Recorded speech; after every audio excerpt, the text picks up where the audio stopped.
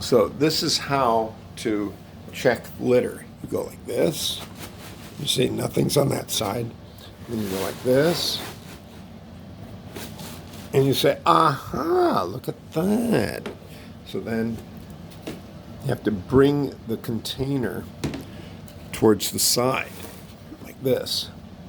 So, and tilt it. So it goes right into it. That's the important part. See? Got to get it right in there. There it is. And that way, all these little pieces get picked up.